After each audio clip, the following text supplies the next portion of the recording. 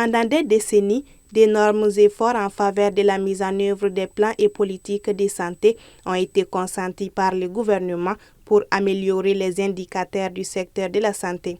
Malgré ces efforts, les indicateurs restent malheureusement en deçà des attentes. Ces faibles niveaux montrent à suffisance les limites du système de santé actuel à assurer une couverture effective des populations. Les États généraux permettront donc de garantir à tous les Maliens des services accessibles et des soins de santé de qualité. À cet effet, il est attendu des propositions concrètes visant l'amélioration de la performance du système de santé pour une réduction significative des taux de morbidité et de mortalité maternelle et infantile, la restauration de la confiance des usagers en leur système de santé. Le système de santé est confronté à des défis qui sont entre autres liés à la qualité et à l'organisation des services de santé, au financement, à la gouvernance du secteur de la santé et aux impacts du changement climatique.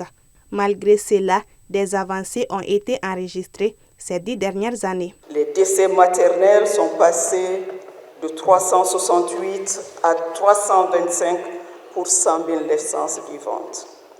Les décès des enfants de moins d'1 an, de 56 à 52 pour 1000.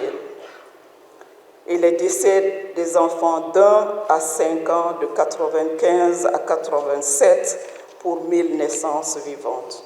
Et il était donc nécessaire d'arrêter les temps pour réfléchir et ressortir les idées qui peuvent nous remettre dans une très bonne dynamique pour que notre système de santé soit robuste, efficace. Les États généraux de la santé se fixent comme objectif d'établir les diagnostics et proposer des réformes en vue de corriger les dysfonctionnements constatés lors des instances de suivi et d'évaluation des projets et programmes de santé. Ceci pour la refondation du système de santé autour des préoccupations légitimes des populations.